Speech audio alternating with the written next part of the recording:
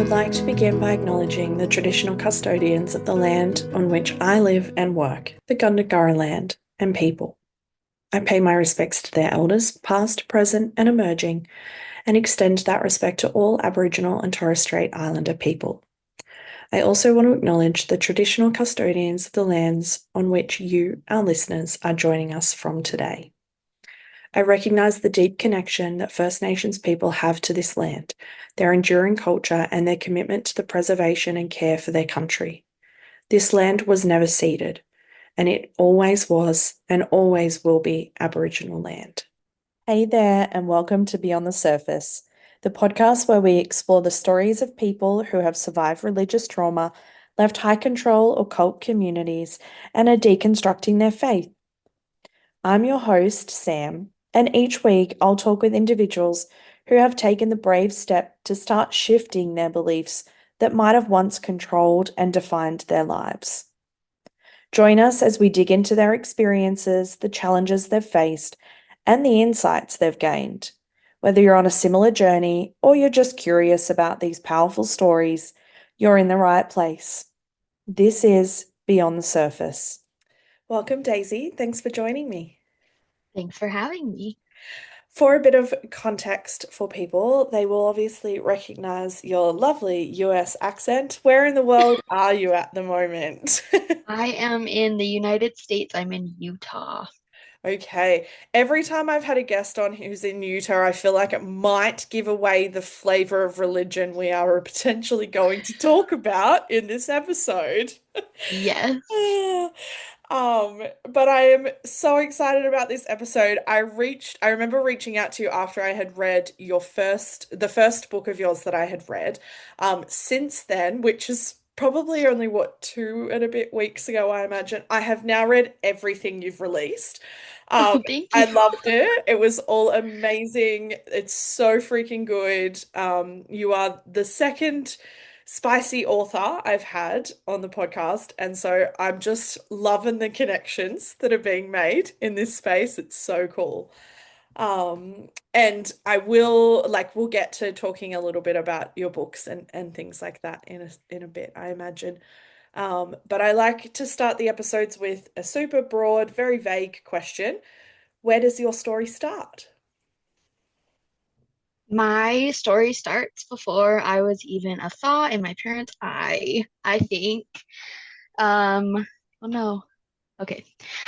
My grandparents met when they were on a Mormon mission. And the way my grandpa tells the story is he saw her and immediately knew.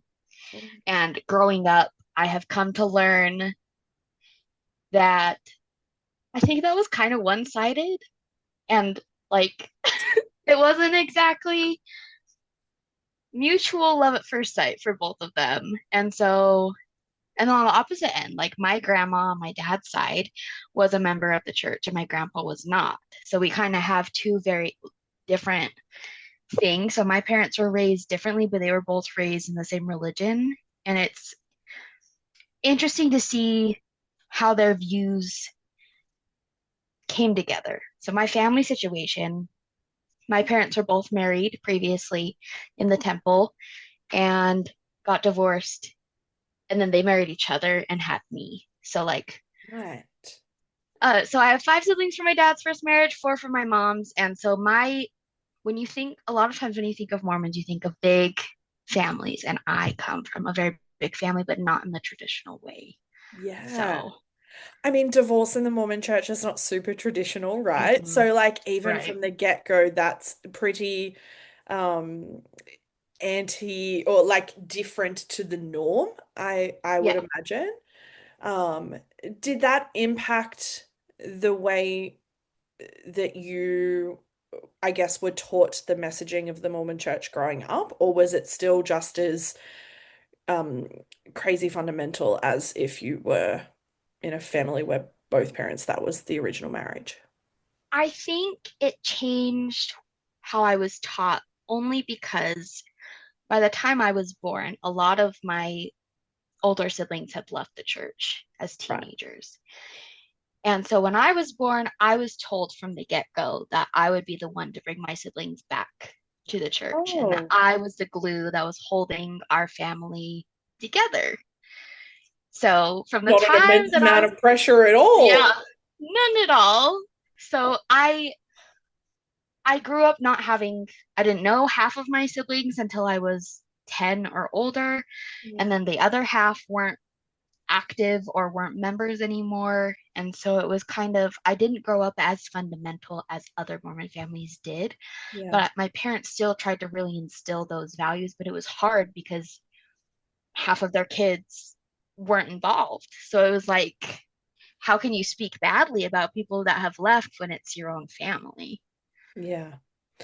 Except that happens all the time, right? Yep. Like, I was like, I'm thinking, I've heard like countless stories of how Yes. that happens, but as a kid watching that, like it wouldn't make a whole lot of sense, right? Right. Yeah. So what was I mean, also I'm now sort of like sitting here drawing an immense amount of conclusions to your third book. Um but which I mean to be fair, I'm also thinking you did write that also, but I did. um are you your parents only? I am. Yeah, okay. Hmm. So Yep. what what was your childhood like in terms of like being raised in that flavor of religion? It was very much me being like, well, why can't I Mm, not go to church if my older siblings aren't going to church and they live in the same house? Like, why do I have to go? And yeah. then it was, well, if you don't go, you're grounded. And I'm like, well, and then it was always the answer was always, well, they're older and they can make their own decisions. And I'm like, okay. Mm, But by the time I got to that age, I still wasn't able to yeah. make my own decisions. So Yeah. Well, lots of contradictory things. yes, I was like, was the contradictions only in relation to your siblings, or did you feel that contradiction in other spaces in terms of like what you were being taught? I mean, obviously it's tricky because I imagine you wouldn't have noticed it as contradictions at the time, but Well, my best friend lived behind me growing up. We, and she was not a church member. okay. So she got to do things on Sundays. And Mm, she would always ask why I couldn't have sleepovers or why I couldn't play on Sundays. And I was like, well, I can if you come to church. yeah. And so like from the beginning, I was born to be a missionary, but I never ended up going on a mission. But like I was born into questioning, I feel like it's not surprising that I left considering the circumstances that I was born into. Yeah. Yeah. Were your like was day to day immersed in the Mormon church, or was it like because I mean most Mormons that I've met is pretty all consuming and heavy on. Yeah, I would say mine wasn't as immersed, but we had pictures of the temple, we had pictures of Jesus, of Joseph Smith, like we would start the day with prayer and Mm, scripture study as much as we could. We would end it with prayer and scripture study, mm, and all of my clothing choices were based on if it was appropriate mm, and met the church's standards or not. But like there are some more fundamentalist Mormons who everything they eat is determined yeah. by like the church. They won't eat certain meats or they will only eat organic food. Mm, My upbringing wasn't like that, mm, but it was still like you start and end the day with the prayer. Like if you're not thinking about God and all that you do, then you're not doing it right. yeah. Did it feel like it was ritual like as you're talking, I'm sort of thinking like it's very ritualistic and sort of like you had structured prayer and structured you know, what I would have called devotional time is probably not the term I imagine that you would have used, but like time of reading, scriptures and things like that. Did it just feel ritualistic or did it feel personal for you? Like especially as you sort of got a little bit older.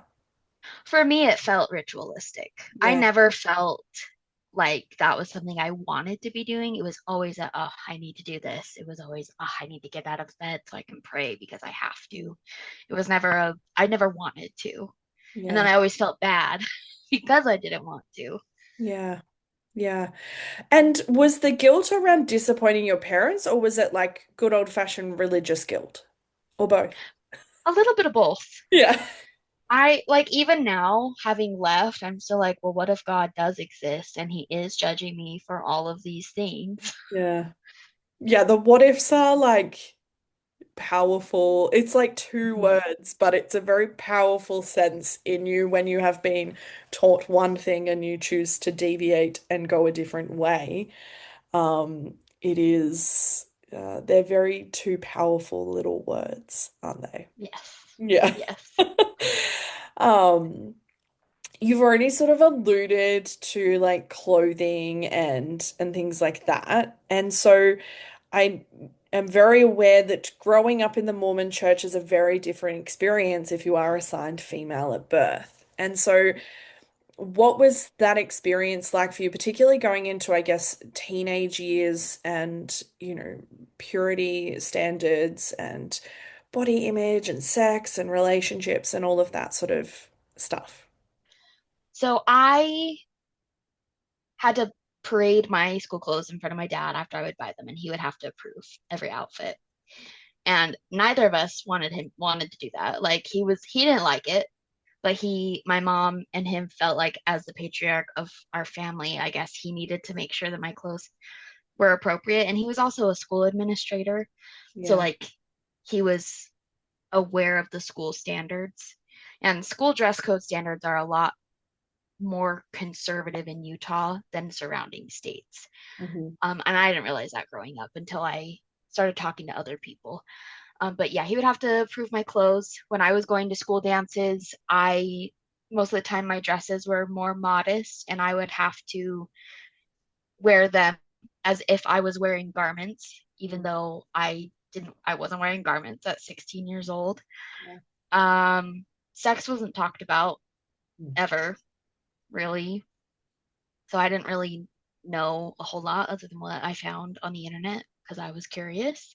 Mhm.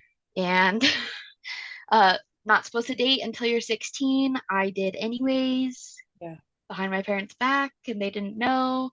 But like I didn't have any standard of what a healthy relationship really looked like. Mm. So I didn't know there was really no reason for why you shouldn't date until you're 16. It was just kind of one of those rules where they throw it at you and you're just like, oh, okay, Mm. I guess. And you're not supposed to have a serious boyfriend or girlfriend. And that one was because the more time you spend with a person, the more likely you are to slip and fall, so to speak. But again, there was no mention of like, well, if you do slip and fall, Mm. use protection or here's this. And so it was just kind of Yeah. just don't do it. Yeah. Just scare tactics. Yeah, were you getting like very like formal messages around this? Like, was it happening in like, I'm assuming there's like youth meetings and things like that as teenagers? Like, were you getting these talks? I've heard a lot of like purity metaphors in my time in these conversations.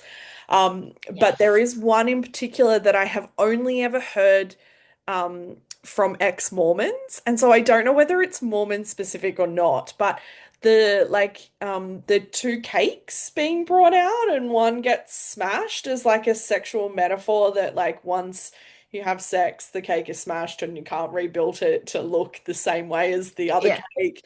Yeah. Have you had that? I've had similar ones. So Yeah. we had like a licked cupcake, which was Yeah. a pretty like I feel like that's a common one in a lot of Yeah. different religions, but we had a cupcake and then they threw dirt on it and then they put like other things that aren't edible on it and they were like, "See, now you don't want it." And Yeah. I'm like, "Okay, that's a I've always been like that's a really weird metaphor because you can just get another cupcake. It's not it's not like Yeah.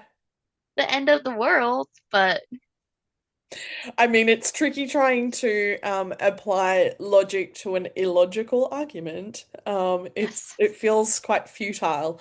Um, but like, were you getting a lot of that very formal purity messaging? And were you getting it just from um like church, or were you getting it from home as well? My parents didn't want to talk about anything revolving anything sexual, not even like my periods, not Mm. like it was kind of just, oh, you started your menstrual cycle?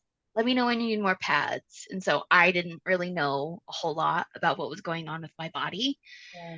Um, I was, I wouldn't say I was getting a lot of formal purity culture stuff. It was more like the vague messaging and the you're in charge of the boys' purity. Don't let them fall astray. And I maybe I've just blocked it out, but I don't remember, which is very possible, Yeah. but I don't remember having like explicit, like, don't have sex Mm. conversations. It was always the flowery language Mm. where they would go around the topic and not actually Yeah. come out and say it.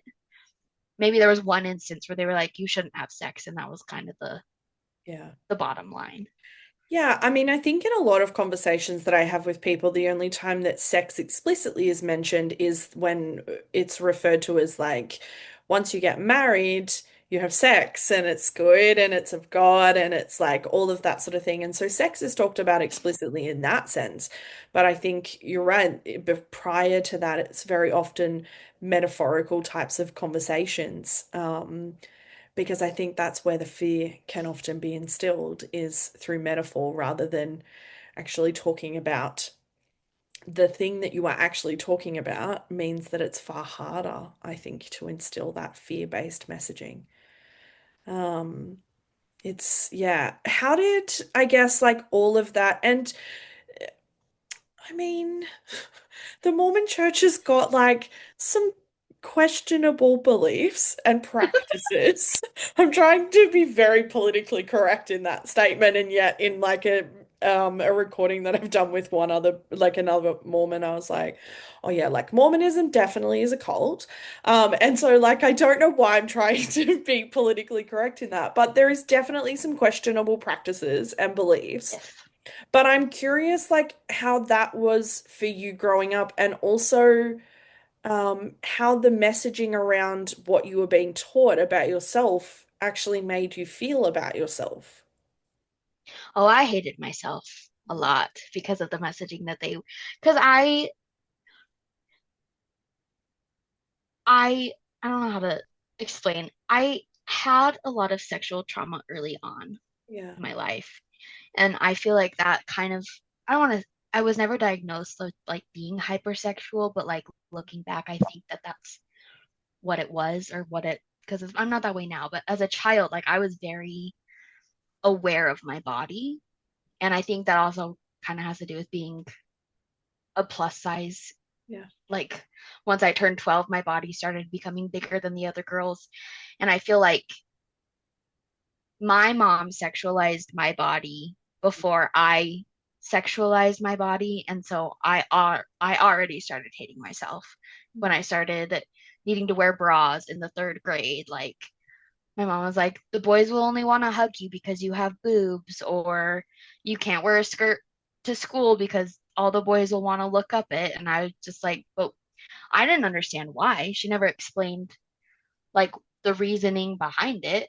And so I was like, oh, okay. So I didn't like myself. Yeah. And the church is not kind to people in larger bodies. They're not kind to fat people. Yeah. The first strength of youth was basically like, if you're fat, you're unhealthy, and if you're unhealthy, you're not of God. And so it was just like, oh, so I had just had lists of reasons why I should just hate myself. And that caused a lot of suicidal ideations at a very young age, Yeah. especially with the whole role of baptism, Yeah. where you get baptized at 8 and then you're considered like anything you do, you have to repent for. So even before I was 8 years old, I was like, it would be better if I just died because, like, I'm gonna mess up. And what if I mess up so horribly that I can't come back from it? Yeah. So it's just, I know not everybody experiences it the same way that I did, but like We're not I here to talk about everybody else. felt, We're here to talk about you. yeah, you're right. And I was in therapy. I was in therapy from when I was 4 years old, Yeah. over and over again with LDS Family Services specifically. And they also instilled a lot of shame because they would have a questionnaire that you filled out. And Yeah. a few of the questions were like, have you done anything that your bishop would disapprove of? Or have you done anything that would make your family disappointed in you? And I would always lie because I'm like, yeah, I have been, but I don't want to tell you that because I don't know who you're going to tell. Yeah. So it wasn't effective therapy. It was just more shame based. Yeah, it's not even ineffective. It's actually just really unsafe and dangerous therapy. And like as you were talking, I was sort of thinking, it's really tricky because so many people who grow up in high control systems, particularly like women and queer people and anybody who is the other in those spaces, suicide ideation and mental health is just like so common. And yet the church is so fucking shit at dealing with mental health. Like, like so So shit. bad. Yeah. Well, it's funny because, like, I was diagnosed with depression and anxiety when I was like 10 years old. So my mom thinks of herself as a mental health advocate. So when I was 15 or 16, one of the therapists at LDS Family Services that I saw ended up being one of her friends from high school. Mm. And so she invited her to come and speak at like a Relief Society Young Women's, which is the women's group and then the youth group. Yeah. She invited her to come and talk about mental health, but like at the same time, my mom wasn't listening to me and advocating really for my mental health. Yeah. So it was just kind of like, I'm right here Mm. and you're not helping me, but you want to help everybody else. Yeah. So, yeah. And I mean, like my first instinct is like, it was that more about the image that she got from that? Yeah. Yep. Yeah. 100%. Um, and like you sort of said that you were diagnosed with anxiety and depression, but what were the conversations around like why you were experiencing that and where, like, was it still very much like, well, you are not devoted or dedicated or holy or pure enough, and that's why you are experiencing these things? Like, was it still your fault? I think that it wasn't Okay. until I turned 12 Right. and went to, so they call it Young Women's. Yeah. From ages 12 to 18, you're in Young Women's. And that's when you start on like personal progress. Yeah. And it's just a list of spiritual experiences and tasks to check off. And then you get a medallion at the end. Mm. But before that, it was like activity days, and you kind of had the same kind of checklist, but you didn't really get like the same recognition when you passed that as when you turned 12 to 18. And so when I turned 12, it kind of shifted to, well, are you doing your personal progress?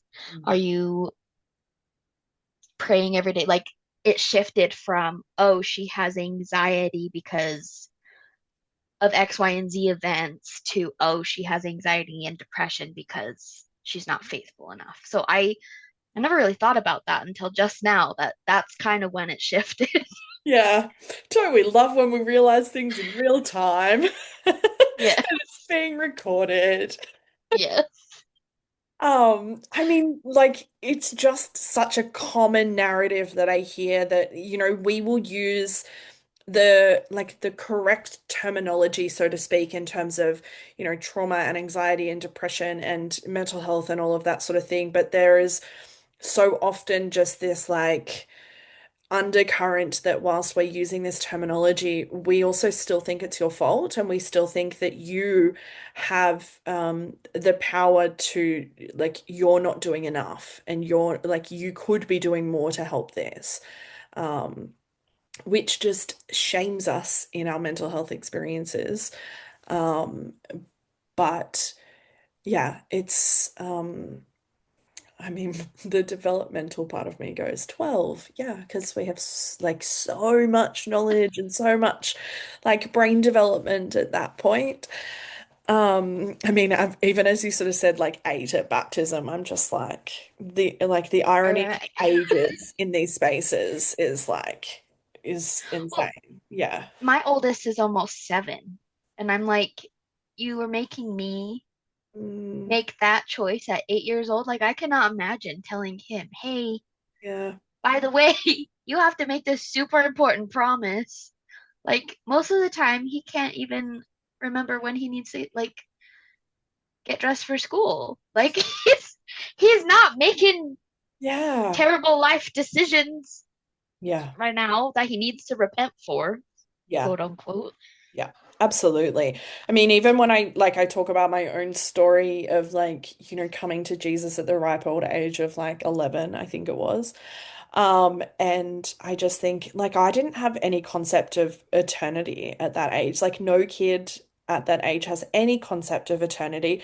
They barely have the concept of like the end of the day or the end of the week, depending on the age. And so um, like, how do you remember that time? Like, I mean, you already sort of mentioned the immense pressure that you felt as to the role that you are supposed to play in your family, but was there personal pressure as to who you were supposed to be in like the broader sense of like the family, like of like the church family? Kind of. I was pressured not just by my parents, but by leaders to invite my friends who weren't members to come to church. And I've always felt uncomfortable. Like, I'll ask you once, Yeah. but if you say no, I'm not gonna keep asking you. Like, I'm not gonna pressure you into that. Yeah. But like in my church group, I've always been a very like emotional person. I always cry. I cry when I'm happy, sad, and like I just cry over everything. And that's been true since I was a child. And so people always thought, oh, she feels the spirit when she's crying about Mm. XYZ. And so they told me, and so I was like, oh, I'm a very spiritual Yeah. person. When reality, like, I don't think my emotional needs are being met. And so I was just sad. Yeah. Oh. It's so easy to spiritualize very human experiences, though, right? Like, and not just have other people spiritualize them for us, but it's easy for us to do that for ourselves because it's a way for us to make it make sense a lot of the time. So it's but it's also just like super unhelpful for us and super harmful in a lot of spaces as well, depending on what, the context is of that. Um, there was another, I love, this is why I don't have any structure to my episodes, Daisy, because I just jump around. But there was something that I was also going to ask about the purity messaging because it is such a different experience, and you sort of already started to talk about it. It's such a different experience for different body types, particularly for women. But the purity standards are really different, right? And I imagine that within the Mormon church, it is the same. That I give a very simple example of like I had a friend who was probably half the body size. She was tiny, of what I was, and could wear like singlets, like when we were at the beach and things like that. I was not. Like I would get pulled aside because obviously I was larger than the other girls, and so like there are very simple experiences like that where the purity standards are just like starkly different. And so was your experience similar in that differences? Yeah, for sure. So like for example, like shorts. Mm. I'm also short though. So I'm 5 feet tall. Like Oh wow. people in Oh, taller big bodies daddy. can't wear, yeah, I'm very small. They can't wear shorts the same length Yeah. that I can because it would ride up. But at the same time, like the way my body was built, my t-shirts would be tighter across my chest and people would accuse me of like showing it off. I'm like, I just we're literally Wearing all a wearing the same t-shirt. shirt. Yeah, we're all wearing the same shirt. I can't control how it fits Yeah. my body. And yeah, I wasn't allowed to wear leggings. I had to wear pants, but I didn't like jeans, so I didn't wear jeans. I just dressed like a business casual Business person, or I wore casual. dresses. Yeah. It's terms we usually use for like, when you go into the workplace, and yet like we're talking about like high school, right? Yeah. Like because it's the only, quote unquote safe clothing um to wear, which is like wild to just put that level of hyper focus and like nitpicking on clothing and body types, and it just makes you hyper aware, hypersensitive, and hyper focused on every little thing, right? Right. I also think I know a lot of other plus size people relate to this, but like I had to get up and like do my hair and get my makeup perfect because if I didn't, I looked unkempt, Yes. quote unquote, from like my mother's Mm. point of view. Like she was very much on the you have to go out looking your best. It was kind of like, what was the phrase? You never like, would you look that way in front of Jesus? Like every single day. And I was like, sometimes I just want to wear sweatpants to school. Ah, Like, why do I have to dress up all the time? And that's both like a Mormonism thing, I think, and a plus size yeah. experience is like always looking your best. And I'm like, sometimes looking my best is that I am awake and I am wearing clothes. Like, Yeah. I don't want to have to put in all the effort. Mm. Absolutely. I feel like there was a missed opportunity for a slogan there of like dressing up for Jesus. I'm sure someone has that. Sure. Yeah. Um, but if they haven't, not that they would be listening to this podcast, but if they haven't, somebody definitely just got that idea. But it's such a weird paradigm, right? And I think, like you said, even in non-church or non-faith spaces, it's very much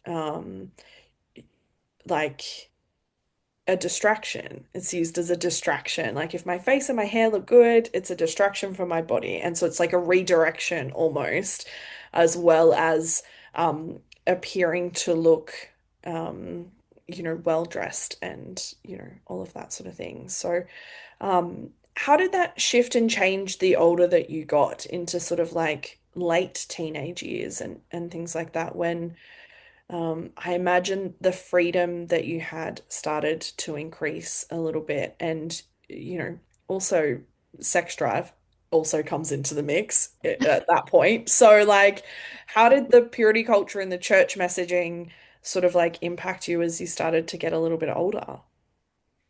I, until I graduated high school, I still had to show my dad all of my school clothes.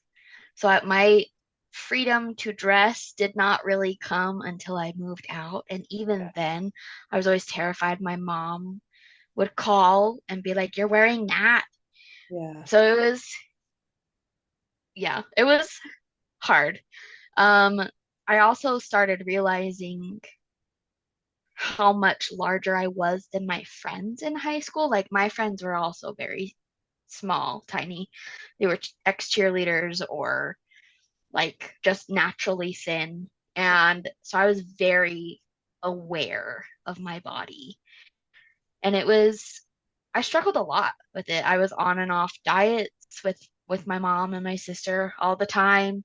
Yeah. And a lot of that was, I think also, it was always, well, we got to look our best. We got to look our best because we're women of God and we want the Mormons say you want to be an elect lady like Emma Smith. And I'm like, but do we really need to like I've always been like, do we really need to starve ourselves? Like I don't want to eat salad Yeah. all the time. I don't want to constantly be worried about Yeah. counting calories. And I've never wanted to live that way. And it feels like, especially in Utah, the beauty standards are thin, blonde, perky boobs. Like it's very much you want to look the same. There's billboards everywhere for tummy tucks and boob lifts and Yeah. Botox, and maybe I don't just didn't realize that back when I was younger, but like the underlying message of if you Mm. don't look the same, you're not going to fit in, Yeah. and like you weren't as good was Mm. kind of there. Yeah. I think also, like, of course, you wouldn't see it while you're there. Like, there's that sort of mentality that sometimes until you leave a space, you don't notice those things because it's just normal, right? Like, you know, it's just normal that, like, I mean, from what I know about Utah is that there's basically like a Mormon church and temple every like on every street and every corner. So, like, until you leave that space, you don't necessarily know any different. Like, it is just the most normal thing in the world. Um, and so I think in some ways, like, those things that we notice when we're out, of course, we wouldn't notice them when we were still in. We're not supposed to. Um, so yeah, it's tricky, because a lot of those realizations come a little bit later.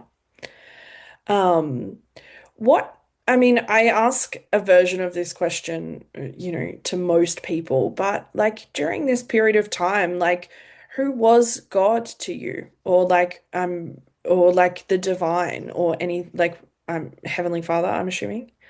Who Yes. who was that to you? He was just a dude.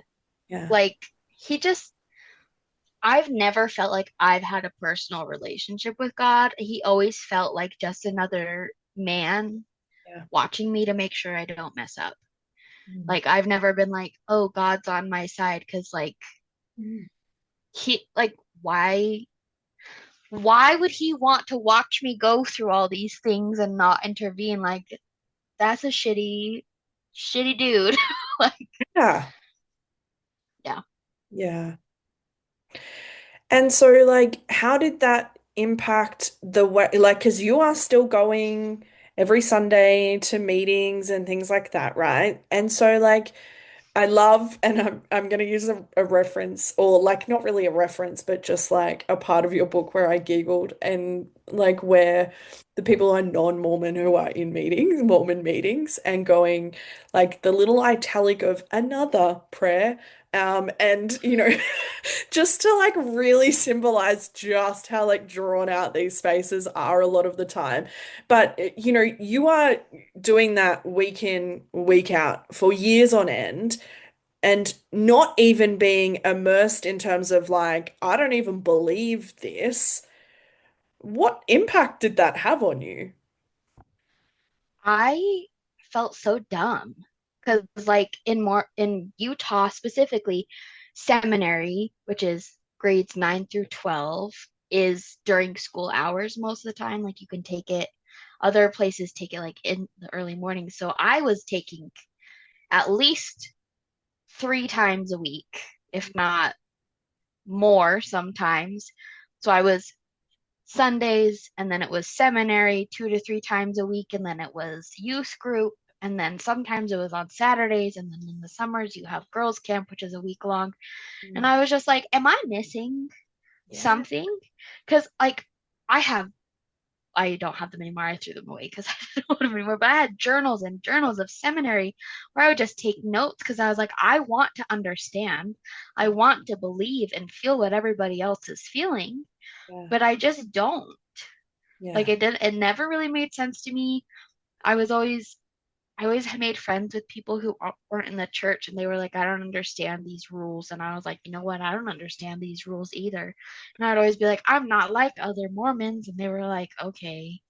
So I'm like, it makes sense that I left because I was never really in it in the beginning. yeah. And did you like throughout all of that time, like, were you thinking that there was something wrong with me or there is something wrong with everybody else? Or a I bit of thought there was both? something wrong with me Yeah. because I never really like realized it was a cult until I moved Mm. out and started like looking at it from an outside perspective when I was like, Yeah. that's weird. That's a really strange ritual. But like before I met my husband, Mm. I hadn't gone to church in like 9 months. Yeah. And then when I broke up with my previous boyfriend before I met my husband, I was like, I'm going to come back to church because that's what my parents told me I needed to do. And I didn't, I was 19 and didn't know what was going on in my life. Mm. And I was like, well, maybe what's missing is church now. And it was not. I, 3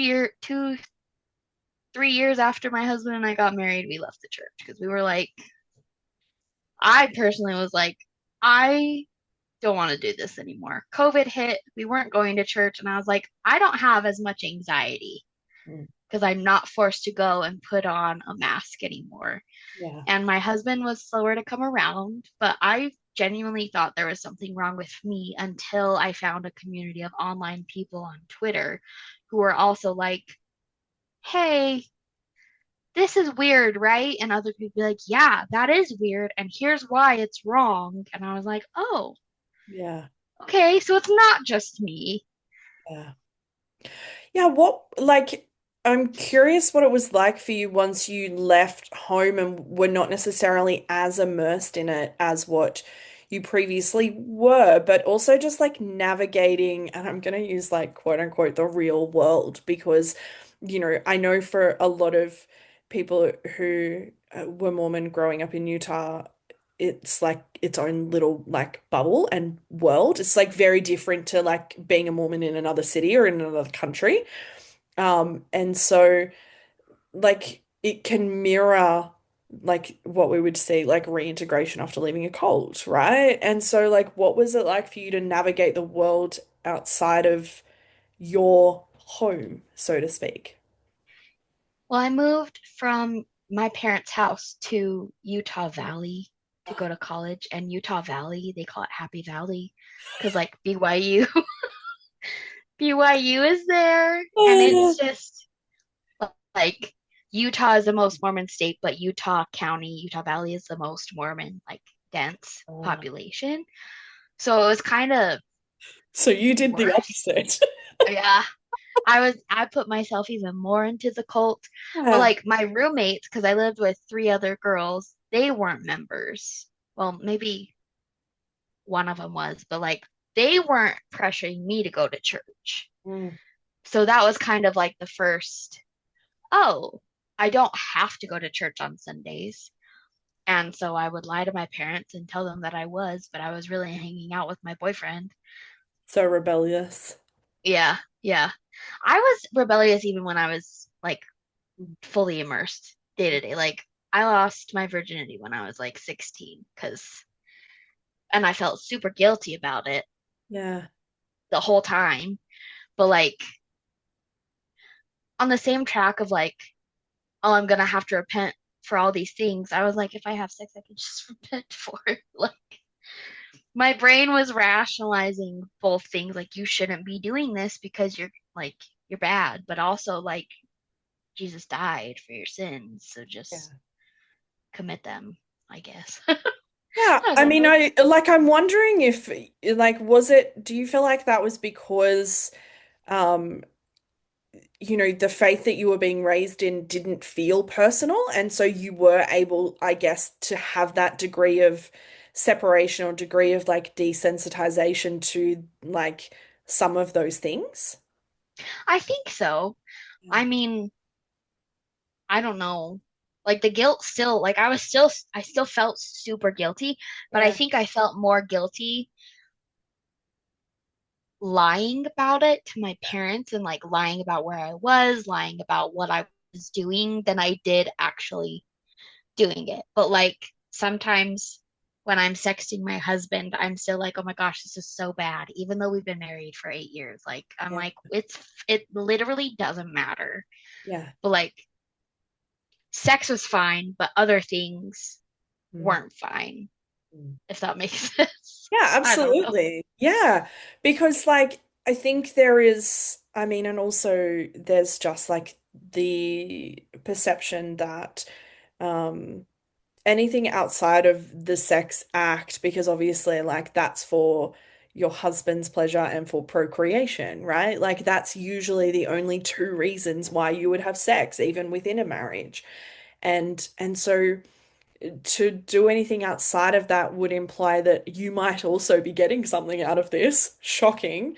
But that like that's antithesis as well to like Mhm. what some of those teachings were. And so I think there's a very big difference, I think, between experiencing sex and embracing sexuality as well. Like they're obviously, I think, different experiences for people.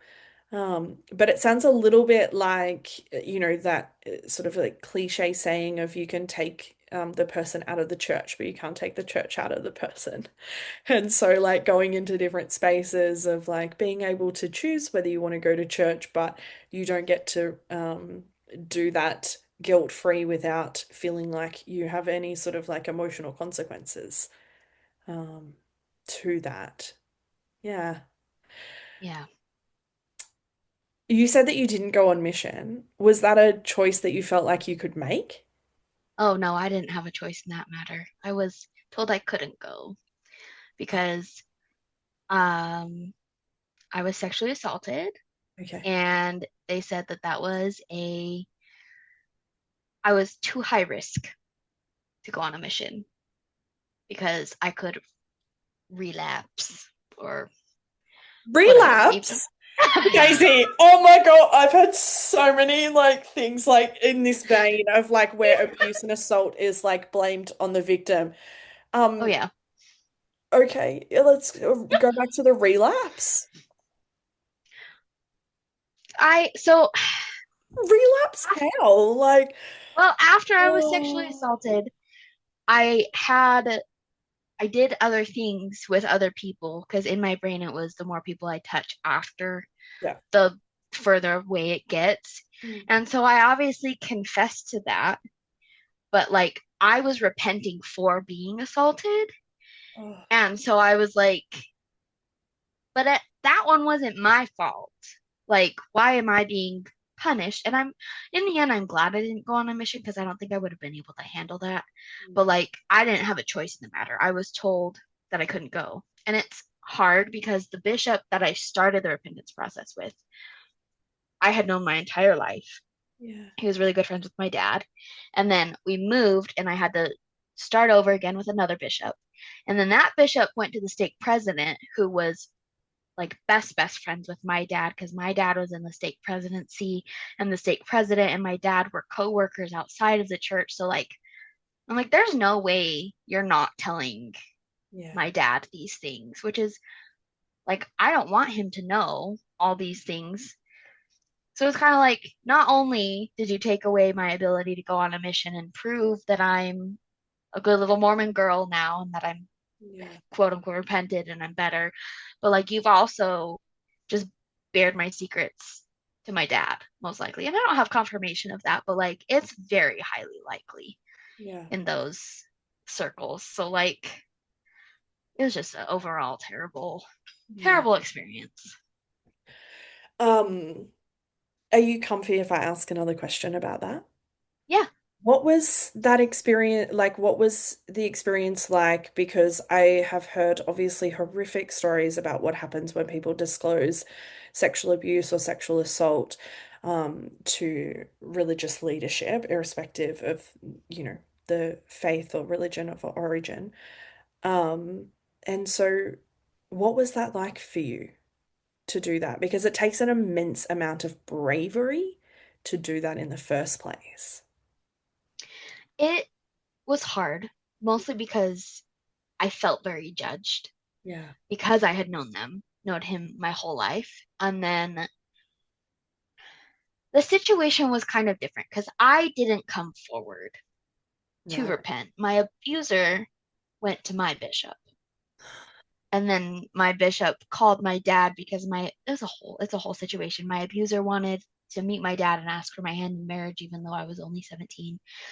It's a whole it's a whole thing. And so like I didn't even get to come forward. It Okay. was not a choice I made. And so they were like, "Well, you lied." And so now you have to repent longer.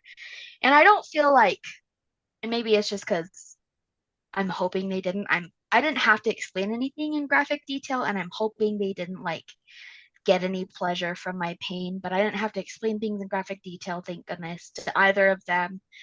But like one bishop was like a videographer and the other one works for a food company. So I'm like, I don't feel like you're equipped to handle these situations at all.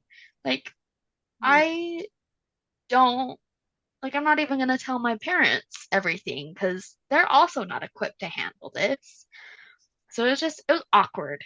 Yeah. And like, they're trying to give me all this like life advice. And I'm like, you have no clue though. You don't know what Yeah. this is like. You don't know the full story because you're not going to believe my side of the story. Yeah. So it was just very, and then I don't know if they told anybody, but I felt very judged Yeah. afterwards, especially because I had to tell my young women's leaders because we were going to girls' camp and court proceedings were happening.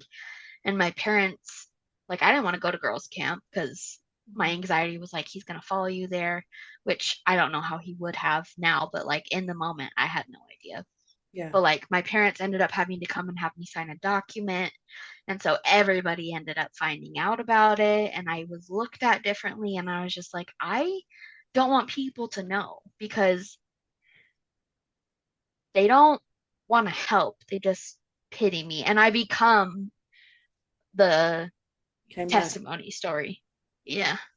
Yeah. Oh, I mean, like I'm sitting here going like not only was there just like stereotypical like what we see in church spaces of like that victim blaming, but also like the core fundamental, and this is how we know that they were not in any way equipped to deal, is because like, the fundamental ways um to help someone in that space is one, believe them, but also like you put the power and control back into your hands. And so like you didn't have control over like who was told and how they were told, and there was no autonomy for you in that situation. And so like that's heartbreaking. And I'm curious what healing from that has been like for you and reclaiming some of those things. Well, I started by seeing a trauma therapist that was not Mormon. Yeah, bingo. And after I Oh, told her how it was handled, she was like, right, okay, we have a lot of stuff to unpack here. yeah. And we didn't really get into religious trauma because we're mostly handling the sexual assault, but some of that had to do with how things were handled church-wise. Yeah. But when I told her how it was handled, she was like, that sounds almost illegal in a way. And I was like, yeah, because she didn't grow up Mormon. She didn't really have any idea, even though she was in Utah. And so Yeah. she was like, that's how they're operating Mm. over there. And I was like, that's really when things started to click, that I was like, oh, Yeah. this is not okay. The way that the church operates is not okay.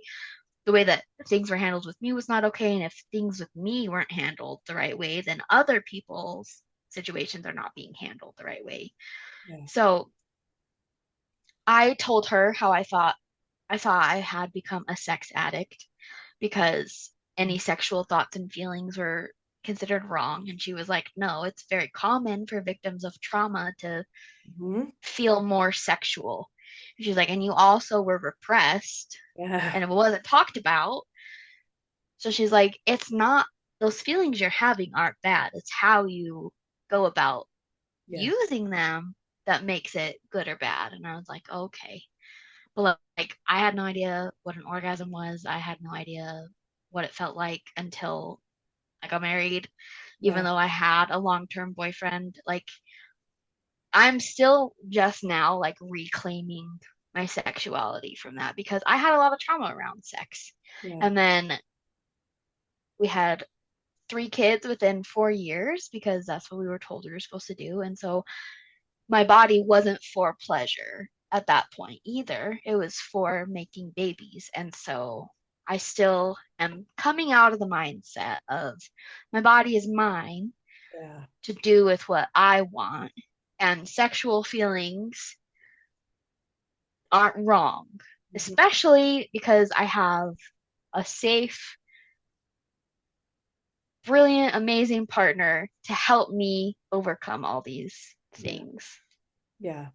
And also just create space for you to explore your sexuality in a safe way for you, Yeah. as well, is, everything that we know is that if we can reclaim sex in a safe way, then, actually that can, help leaps and bounds in terms of recovery.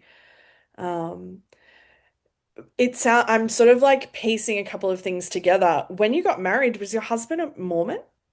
hmm We both. Okay. So the timeline for us is I broke up with my boyfriend of about 8 months in the middle of March. My husband and I met at the end of March. We got engaged at the beginning of May and we got married in August. And Mormons move quick, right? Yeah. Yeah. Yep.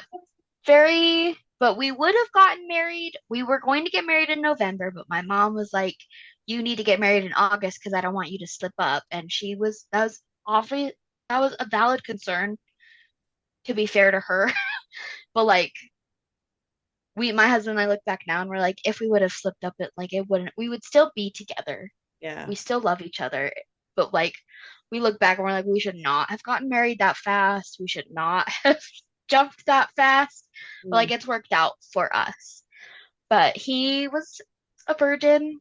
Mm. He didn't know a lot about sex either, and my knowledge was very limited to inexperienced or just, I think, selfish was more previous partners. And so we've been figuring it out together. Yeah. But yeah, he was Mormon. I had to go through the repentance process. We almost didn't get married in the temple because of me, because of my previous relationship. And so, yeah, I thought if we didn't get married in the temple, my husband would resent me and would leave me and wouldn't want to get married to me. And he assures me now that that's not what would have happened. But I'm like, we don't know. We Yeah. were 20. Like, Hmm. there's no way of knowing what would have happened. But I know for sure my parents would have been very judgmental if we hadn't gotten married in the temple. Yeah. So there was a lot of pressure leading up to our wedding. And yeah, not my dream day. Yeah, I mean, I'm curious how you look back on, like, because I know, like, it doesn't, I think for people, it might be helpful. Temple marriages, like, or temple weddings don't look like typical weddings, right? It's like very specific No. type of wedding. Yeah. Yes. So my wedding dress wasn't temple approved because it didn't have long sleeves, and I think it might have been the wrong shade of white. Mm. And so I had to wear the temple clothing, which essentially is just like a nightgown, in my opinion. That's what it looks like. That's what mine looked like. And then like you have like a leaf apron, and then I have a veil, and he has like it looks like a chef's hat, and then a sash. Like it looks ridiculous. And I was like, Mm. this is what I look like getting married. Why did I buy a dress Yeah. if this is like, and it was also hard because my siblings couldn't be in the temple because they weren't considered worthy, and my nieces and nephews who were my world at the time couldn't be in the temple because they weren't old enough. And I'm like, I wish we would have just had a civil ceremony because then the people that I love the most could have been there because I don't care about my aunt and uncle who I don't talk to, but they were invited because they're temple worthy and it was important, I guess. I really my mom planned my wedding Yeah. basically. Like I did not have much of a say in it because it was too overwhelming. And I knew that if I went with what I actually wanted, she wouldn't approve of it. Yeah. So Did it actually feel like a wedding or did it just feel like a ritual? it felt like a ritual. Yeah. And my grandpa was is was a temple sealer, so he sealed us. So that was special, but like it was really strange. Yeah. He fully kissed me on the mouth right before we went in. My grandpa did. And like I was like, is that part like is that everybody gets a kiss on the mouth before? And like Yeah. I mean, now at like an alt, I honestly don't remember a whole lot from my wedding day. Like it's blocked out. Yeah. I don't know what happened because like it was so strange. And I did my endowment session the day before. So that was my first time going through the temple. And the whole time I was like, what am I doing?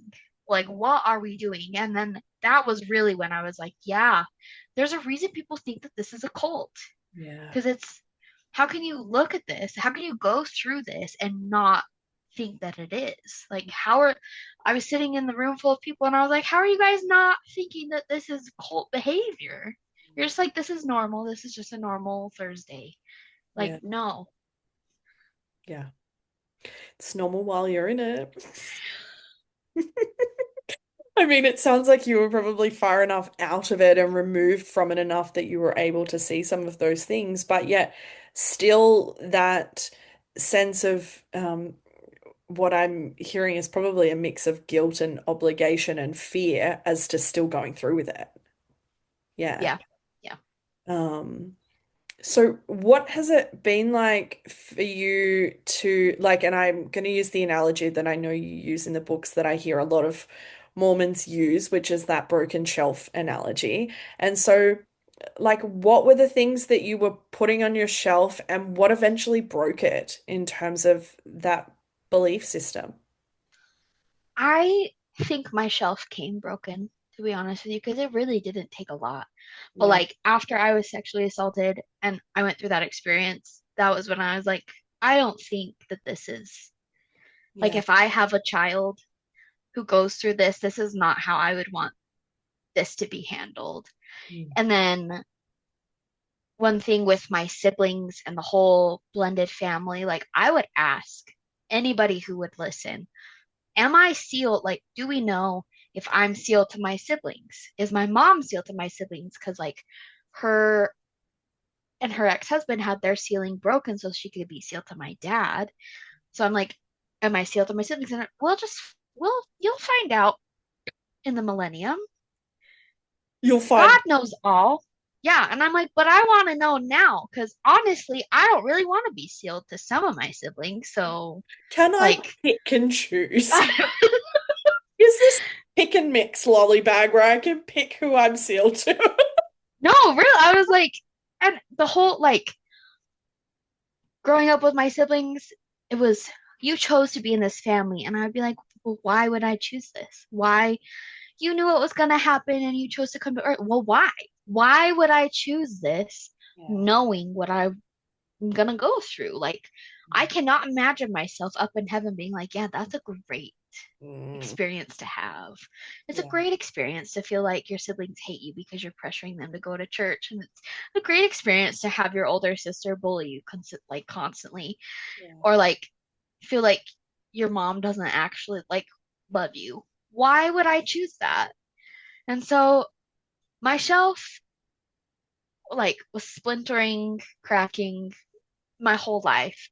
Yeah. But then I started learning about like Joseph Smith and how fraudulent he was, and I was like, and we built a whole church around this. Yeah. And then I realized I was bisexual. I Mm. was pregnant with my second baby, and I saw a tweet, and she was like, "So you know, most women don't find other women like super attractive, right?" And I was like, "Oh, I did not know that." Yeah. Actually. Yeah. Well, I mean, And also, so, why would you though? yeah, I'm like, I never thought about that Yeah. actually. And so then I started thinking and I was like, you know, and so then I asked my husband, I was like, do you find other men attractive? And he was like, yeah, there's some handsome dudes. And I was like, oh, I don't think you're straight either, my guy. And he was like, it took him a while. He's okay with me saying he's also bisexual. But Yeah. I'm just like, we are both like, huh, most like other people don't think that. So then I realized I was bisexual. And around the time I realized I was bisexual, one of the leaders came out saying, like, grab your muskets against like gay people, basically. And around that same time also BYU's honor code like retracted the same sex attraction clause, but then they put it back in. And so all these people, BYU came out Yeah. and then BYU put the clause back in. And so then they didn't feel safe. And I was like, I don't like that. I think that was the thing that like completely broke my shelf was I was like, for a church that claims to love everybody, Mm. you're not proving that. And then I also learned like their mistreatment of the indigenous people in Utah, and like the Indian quote like adoption program where they would adopt like the indigenous children into white families and try to like because they thought people with darker skin tones were Mm. evil and Yeah. how black people didn't get the priesthood, like learning all this problematic stuff. Yeah. And I was just like, but why? Yeah. So I am like hearing you talk about like discovering your sexuality. Were you far enough away from the church or like not distant, like when I say far enough, I mean sort of like emotionally like distanced enough that you didn't feel like awful about yourself when you had that discovery, or was there still like internal tension around it?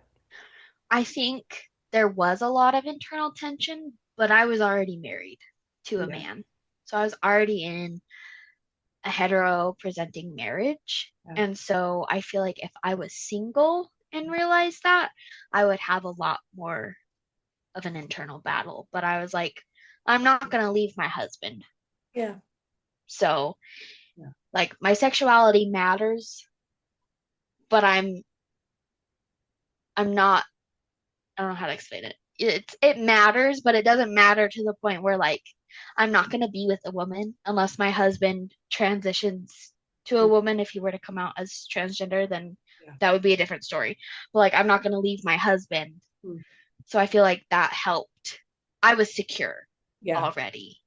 I didn't have to like I came out to my family still, but I didn't have to because I wasn't ever going to be with a woman. Yeah. So there's still some internalized like homophobia and biphobia, but I think being in a steady, healthy relationship really helped. Yeah, I mean, I guess it shifts and changes the way that it impacts your day-to-day life. And um, I've heard other people who are in hetero relationships refer to it as it's almost like a protection that from um, you know, a lot of the other stuff that comes with, being in queer relationships and things like that. What was it like to come out to your family? Oh, that was not a good time. I came out on Twitter first, and apparently my sister was stalking my Twitter. So Oh, she sent screenshots to my brother, who then sent the screenshots to my mom. And then nobody talked to me about it until I told my mom, I was like, I'm coming out on Facebook. I'm bisexual. And she was like, I know you think you are. oh, And then she looks at my husband and she goes, well, are you okay with it? And he was like, sure, like it doesn't matter to me. And she was her next, we were living with my parents at the time, and she was like, if you bring one of your little friends over here to cheat on your husband. And I was like, first of all, I don't have friends. Second of all, why would I bring them to your house if I were to cheat on my husband? Like, I'm not, and third, like, I'm not going to cheat on my husband. That's not what that means at yeah, all. yeah. So it was just, and then I had my baby at that point was almost a year old, Mm. and I had a 2 year old. So two and almost a year old. Well, Yeah. I don't know how old they were, but I had two kids at the time. And she was like, well, what are they going to think? And I was like, well, I'm raising them to know that they can love whoever they want to love. They Yeah. can be whoever they are. Like, if they come out as transgender, that's not going to make me love them any less. Yeah. I'm not going to try to change them. If they're cis and they're all assigned male at birth, if they love another man, I'm not like that's not going to change anything for me. They can love who they love. they don't want to. They can get married. They can have a relationship with multiple people as long as everybody's a consenting adult. I don't really Yeah. Cool. love, and people are who they are. Yeah. Yeah. And so, like, as you, it sounds like you and your husband since COVID, and I mean, to be fair, like, COVID fucked everything up for a lot of people in terms of like so many people like left churches in droves of different denominations and religions. Um, but it sounds like you have been going through a process of, um, like, what's the word? Almost like desensitizing, and pulling away from the belief system. Do you consider yourself still a Mormon? No, we had our records removed. Oh, I I'm no longer affiliated, and it's hard because we are surrounded by it yeah, now. We had moved to Texas for a few years, and it was nice. In Texas, there are a lot of different churches of a lot of different denominations, yeah. but I never felt like pressured by Mm, them. I would never had people knocking on my door telling me that I needed to come to church like I did here. yeah, So it was nice. And everybody did like religion is very prominent there, but it's not as in your face, it feels like. yeah. What was the process like to get your records removed? Because I know that that's not usually a pretty smooth and dandy experience for a lot of people. Well, we just went to, I think it was quitmormon.org. I love the name of that. Just like straight to the point. No, Basically, like beating around the bush. it's a legal group that does it pro bono, helps you remove your records. So I think it took maybe almost a year to have the process completed, but I didn't find it to be super hard, super difficult. Yeah. How has it impacted your relationship with your family? My in-laws, I'm pretty sure they're still trying to send missionaries to us. I don't know. They're on a mission right now, so we don't see them very often, but Mm, they are not kind about it. My father-in-law, especially, he is very abrasive about us coming back to church. And my parents, my dad doesn't talk about it. He does not like confrontation, but my mom will like subtly try to sneak things into conversation. And she makes a lot of offhanded remarks. Like, for example, we were in her garage. She was showing us like fabric samples. And I was like, well, why don't you just take a time to organize these? Because she's like, I never have time to do this. And I was like, well, what do you do all day? Like, you're an empty nester. Like, what do you do? And she goes, well, if you were religious, you would understand. And I was like, I have 3 kids. yeah. Um, and also, we were religious. My husband was like, I served a mission for 2 years. Mm, You are in the primary. Like, you play the piano on Sundays. Arguably, you're not that busy. yeah. So it was just like she just makes a lot of offhand remarks, and she asked me if I wanted to go to this temple open house, and I said no, and she sounded so disappointed, and I was like, why would I want to? What about my lifestyle makes you think now that I would want to go to a temple open house? Yeah. So, Yeah. I mean, like, how does that impact you? Like, how do you feel about that? um, it's annoying, but that's she doesn't, my parents don't do it as much Mm, as I expected that they would. yeah. And I don't know if they're just like building up to something else, but it's like when we go to their house, they have pictures of Jesus everywhere. And my mom will ask my kids, like, do you remember him? And my kids are like, no. Mm, And so, like, that makes me more upset than when she asks me if I want to go to a temple open house. Because I'm like, my kids don't know who Jesus is. mm, And you're trying to make them know who Jesus is. And like, we make it a point where she can't have, like, she won't be babysitting them when it's a Sunday because she will take them to church. And I don't want my kids at church. I yeah. probably won't ever set foot in a church again. That's Mm, just not something I want to do, and I don't want my kids there when they're older. And if they decide they want to, I'll highly advise against it, but like that's their decision to make. Mm. So it's like, don't try to make them fit into a mold Mm. that you want me to fit in, Yeah. because they're not like your second chance at getting me to join the church. Yeah. Yeah. And yeah, that second chance experience is so common and at its core is actually really harmful and manipulative as well. Um, okay, so how did we go from all of that to now writing super spicy books? Because it's quite Well, a shift, Daisy. I know I have found that the ex-Mormon, ex-fundamentalist to Yeah. spicy author pipeline is pretty common though Yeah. in author spaces. And I think it is a way of reclaiming your sexuality and processing things.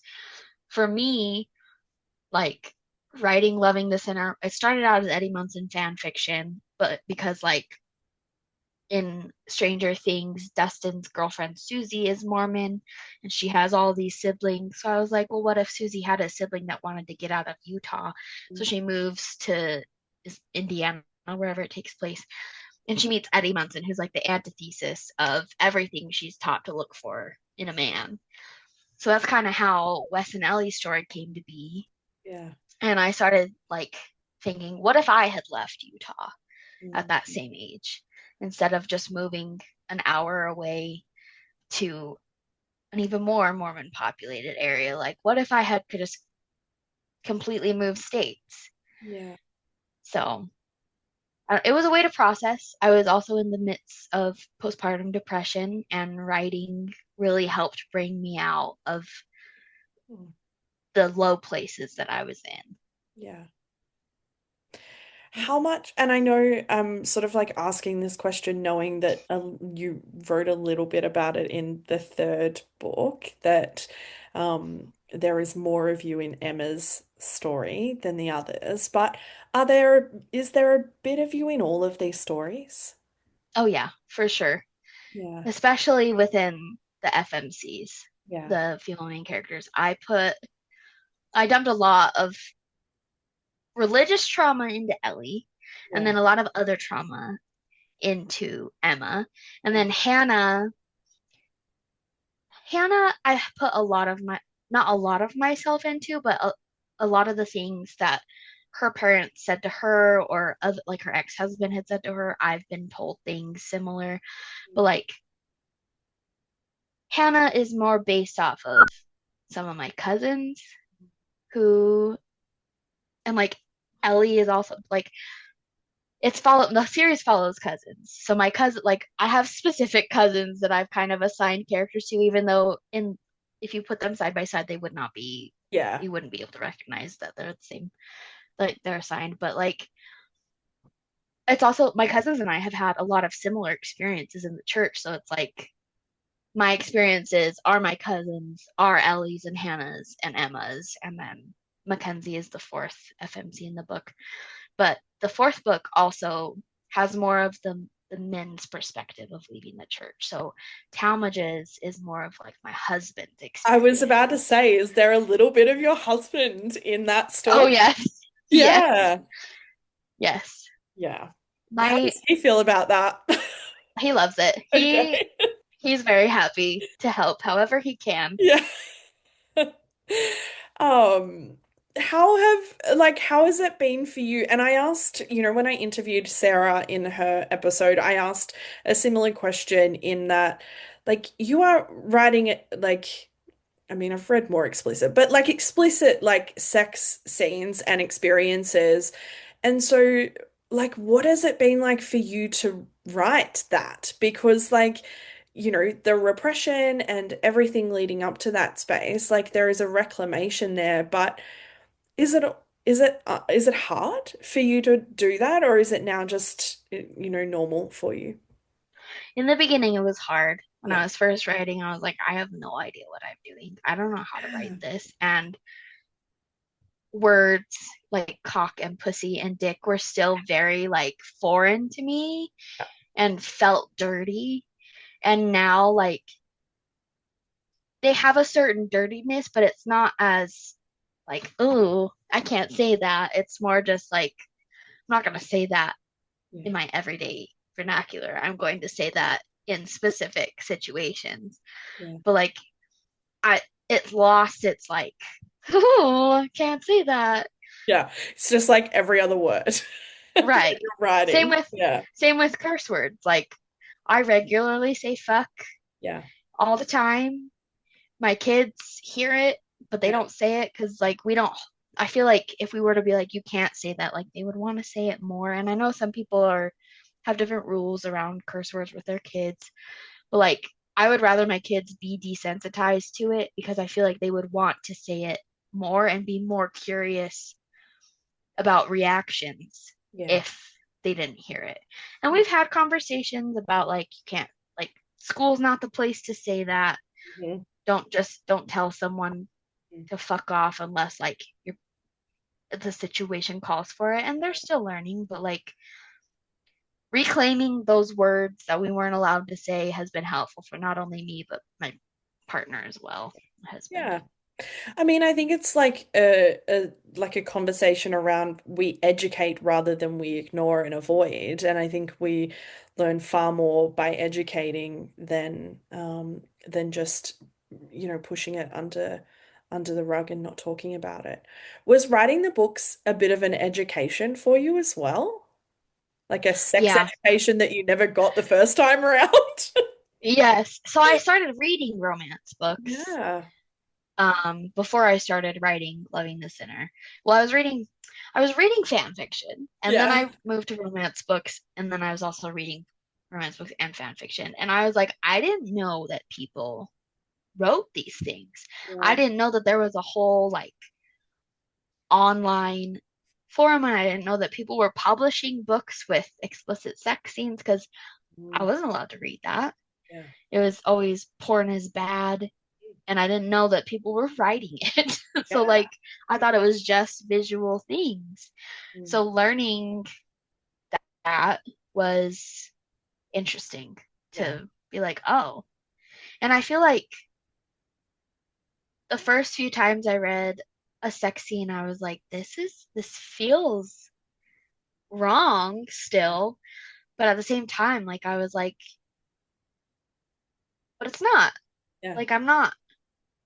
It almost felt like I was intruding on somebody else for Mm, the first few times, and then yeah. I was like, I'm not. This is here for that. These are not real people. Like I'm not peeping in anybody's window. Like it's fine. It's not creepy. It's not as It's not creepy as it creepy. seems on the surface. Yeah. Um, I want to ask one more question before I get to like the final question I ask everybody, but um, what impact has it had on like your family and friends knowing that you write these stories? Um, my not a lot of people do know that. My mom knows. She doesn't like it. Yeah. She won't talk about it though. And she keeps asking me when I'm gonna write a quote clean romance. I'm like, probably never. Mm, But I can black out the things that you don't want to read. yeah. And she was like, no. So I don't know, like she has a twin sister that she tells everything to. I don't know if she's told the twin Mm, and then the twin tells everybody else. I'm like, I don't know who knows yeah. at this point, but nobody said anything. My cousins know. My cousin won't read my books because she feels like it's intruding on my Yeah. personal life, and I'm like, but it's not me. Yeah. But like at the same time, I get it. Like I would also probably be a little skeptical of reading something Yeah. spicy of hers. But my cousins have been supportive. My husband tells all of his coworkers that I write books, and they've been very supportive. Yeah. So I've had a few people from high school who I felt like I could tell, and they've been super supportive. So I've had a overall positive experience, but my parents just Yeah. won't bring it up, which is Yeah. it is what it is. I actually have an adjacent question as you were talking. What has been the response like from the ex-Mormon community online reading these stories? I've had a mostly positive.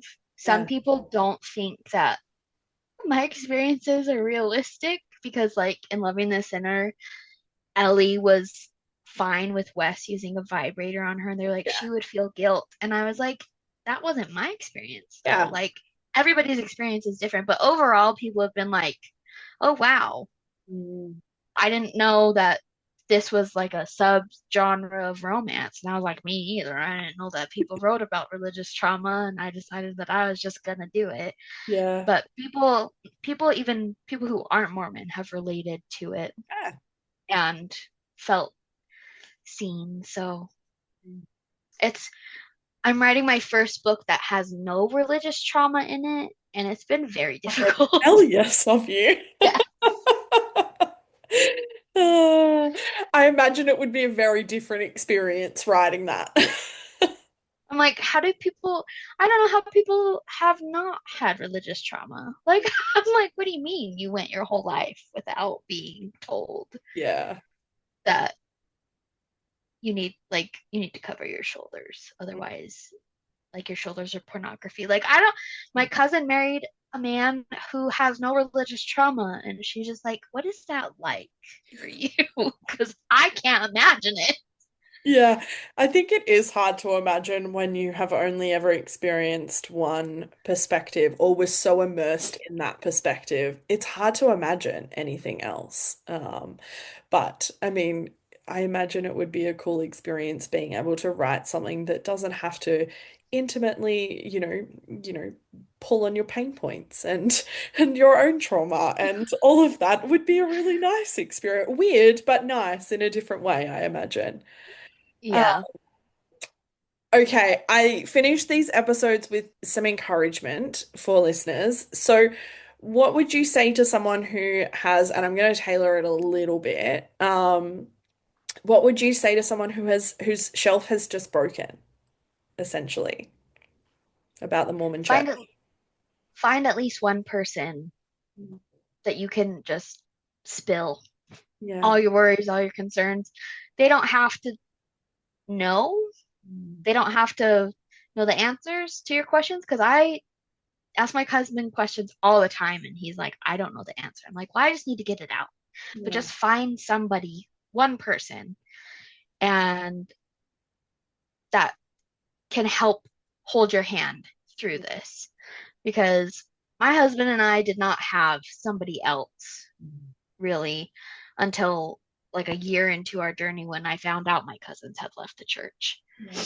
And so we were navigating leaving and all these feelings kind of by ourselves. And like drinking coffee was really scary, and trying alcohol was really scary, and trying to navigate. We have kids, so that was a navigation for us as well. But just having someone, even if they don't know what religious trauma, Yeah. like if they've never experienced religious trauma, having somebody that you know is in your corner is helpful because it can be isolating, especially if you grew up in a family or in a friend group completely immersed in the church. If nobody else is leaving and nobody else can see what you see, it's hard. Yeah. I love what you're saying because so much of what was born, like what this podcast was born from, was like time and time again hearing people say, I just thought I was the only one, or like I just was doing it on my own. And so it is, like you said, such an isolating and lonely, and invalidating at times experience until you can find even just one person to come alongside you, irrespective of their perspective, but to create a safe space for you. So I love that. Thank you for joining me. Thank you for having me. It's been a pleasure, and I am so looking forward to the next book. Thank you. Thanks for tuning in to this episode of Beyond the Surface. I hope you found today's conversation as insightful and inspiring as I did. If you enjoyed the episode, be sure to subscribe, leave a review, and share it with others who might benefit from these stories. Stay connected with us on social media for updates and more content. I love connecting with all of you. Remember, no matter where you are in your journey, you're not alone. Until next time, keep exploring, keep questioning, and keep moving forward. Take care.